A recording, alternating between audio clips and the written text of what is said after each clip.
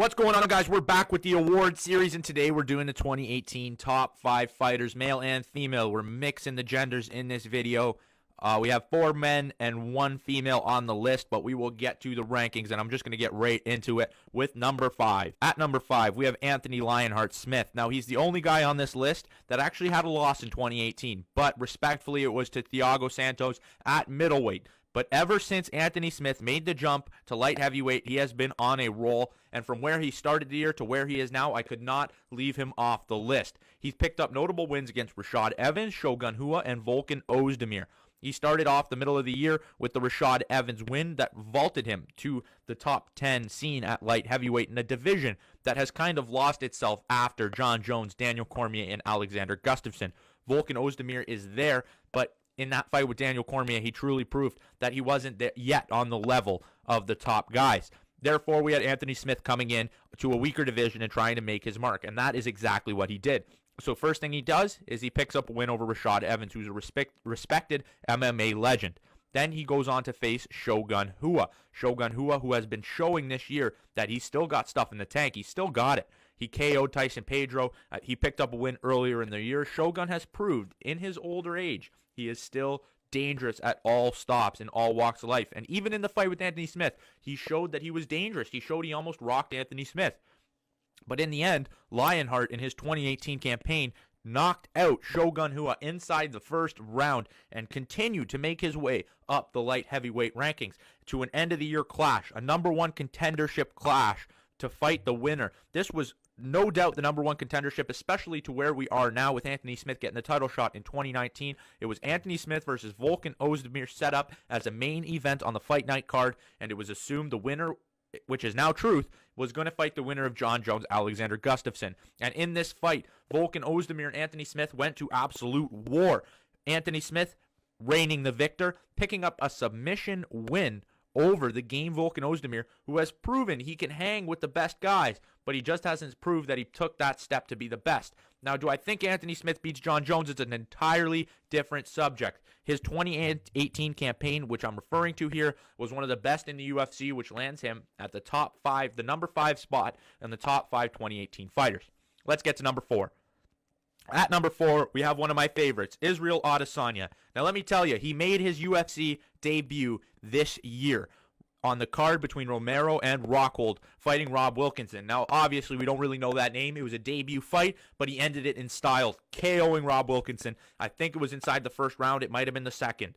But nonetheless, finishing his first opponent. Then, immediately after that win, he gets put in a co-main event spot with Marvin Vettori on one of arguably the best cards this year, also starring the Dustin Poirier-Justin Gaethje fight, which took a spot in our top 5 fights list earlier.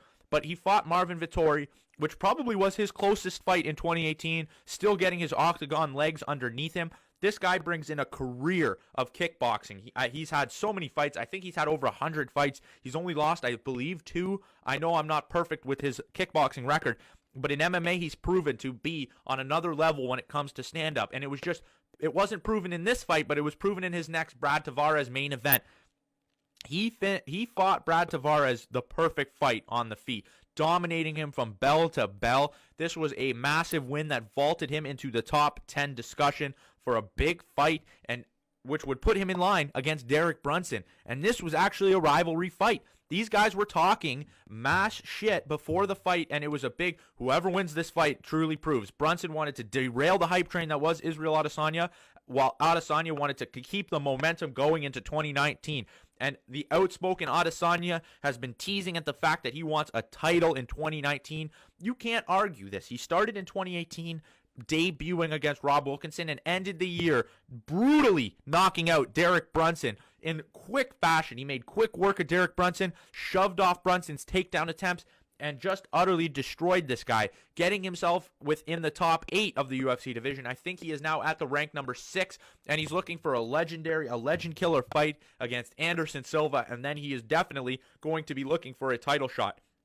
This is what lands him at the number 4 spot. He debuted this year. You can't put a debut fighter who is looking for a title not on this list, especially with the fact of how convincing some of his victories have been against some top-level talent. This guy is here to make a mark, and I'm excited to see what he can do. So close to now, because it's on the Whitaker versus Gastelum card. I'm excited to see where he goes from here, but for now, he's landing the number 4 spot on our top 5 fighters.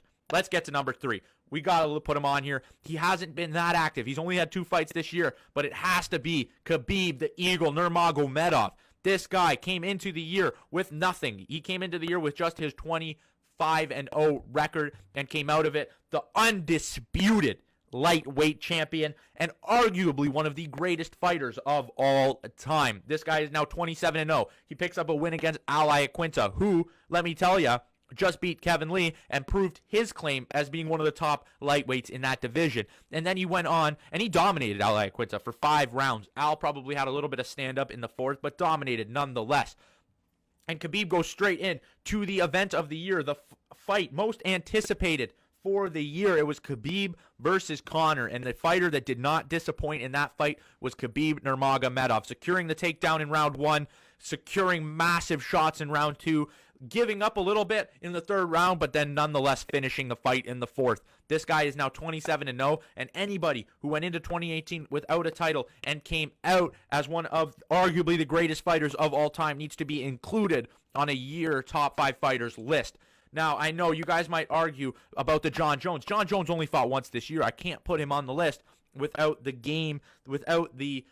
fights in the year. He didn't have a great 2018 campaign. I know Jon Jones is one of the best fighters in the UFC, but I can't put him in a 2018 top 5 fighters list. So number 2 might get you guys a little upset. Number 2 and number 1, they could be switched, but it's Daniel D.C. Cormier.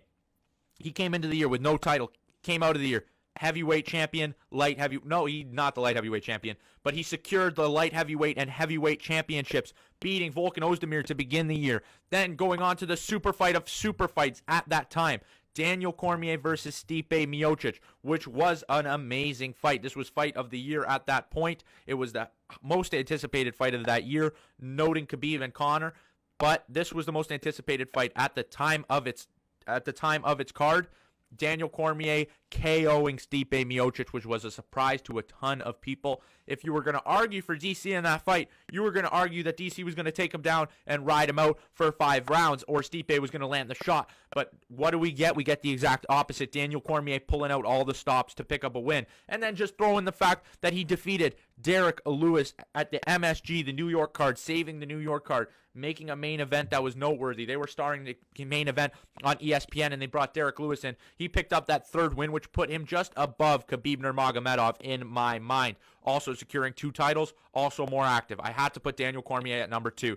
Now at number 1, the female debut on this list, Amanda Nunes. Now, I came in to this year hating Amanda Nunes. I thought Valentina Shevchenko dominated her, but I was clearly mistaken. This girl came out and defeated Raquel Pennington to start the year, securing that 135 strap, and then she went up and defeated a fighter who hadn't lost in 13 years, a fighter who had never been KO'd. Chris Cyborg got knocked out by Amanda Nunes, and Amanda Nunes cemented herself as, I can't even argue against it. I couldn't even think of somebody who was going to argue against it, besides if you want to mention Ronda Rousey, because she brought women's MMA to the scene. But if you're talking fighting, MMA, the queen of MMA has to be, in your mind, Amanda Nunes. Now, that can change throughout. We still have years to come in her career, but she's the first double women's champion at featherweight and bantamweight.